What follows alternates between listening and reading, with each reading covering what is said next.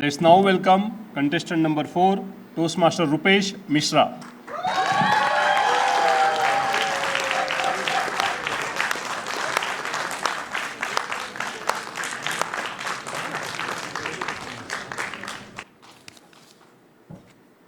Rupesh Mishra. Brilliant. Brilliant Rupesh Mishra. I am brilliant. I said this to myself, looking up at the fourth floor where my parents were waiting for me to come and share with them how my exam went. Excitedly, I started running up the stairs. Dhak, dhak, dhak, dhak, dhak, boom! I opened the door. My dad, seeing me, jumped out of the sofa and asked me, "How was your exam, son?" How was my exam? Back then, in school, I was ready to crush the math exam by memorizing all the maths formula. I opened the question paper and the first question read, "Explain the importance of Indian history."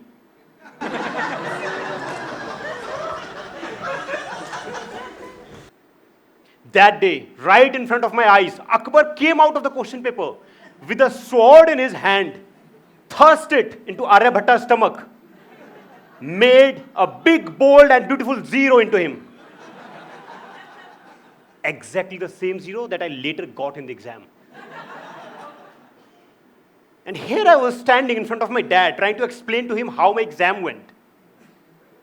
So I stood straight, shoulders broad, chest high, confidence sky high. I looked into the eye of my dad and I said, "Brilliant." The exam was brilliant. Tears of joy rolled down my dad's cheeks. He gave me a tight hug and said, "You made me proud today, son." And I don't blame him. He comes from a generation where success in life meant success in studies. And I did everything possible to prove him right. It's just that I ended up being just another average student.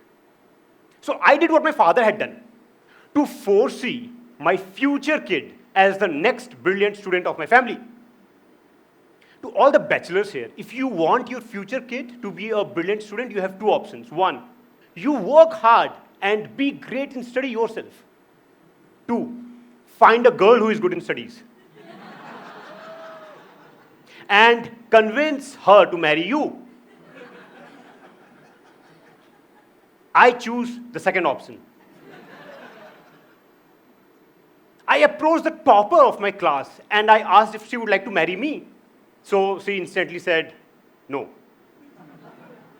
I had to show to her a research paper written by my village topper, Chatur uncle, which said, "Kids inherit their intelligence from their mom."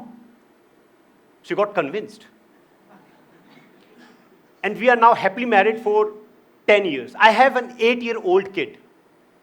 Last month, it was the final exam of my son's 3rd grade exam.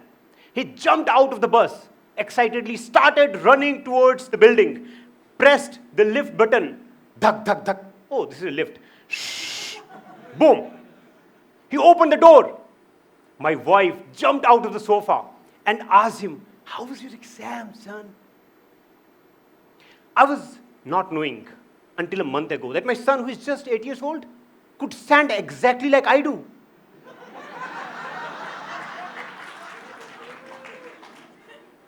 Shoulders broad, chest high, confidence sky high.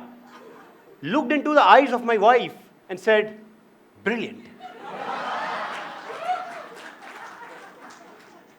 The exam was brilliant.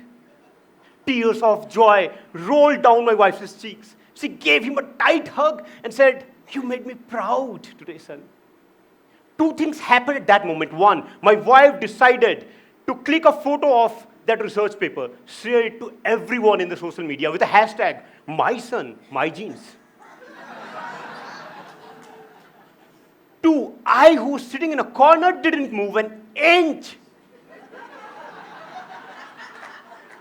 Because the way my son had said "brilliant,"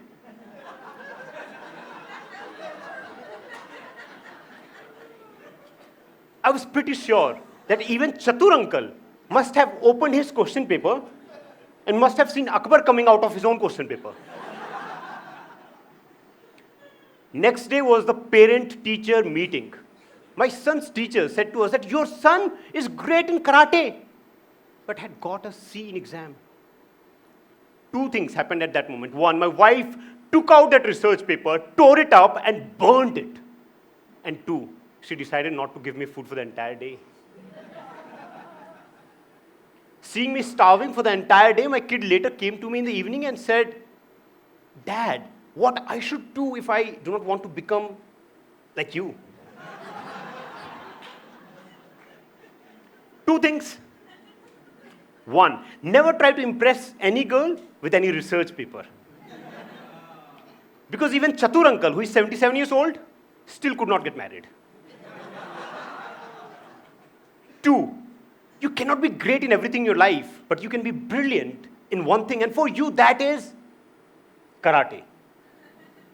So I shared with him all the karate videos, and he started learning all the punches and kicks. Today morning was his karate exam.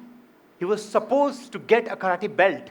I and my wife were waiting for him to come and share with us how the exam went. Boom! Opened the door with a flying kick. Standing he was with no belt on, a swollen eye, and missing tooth.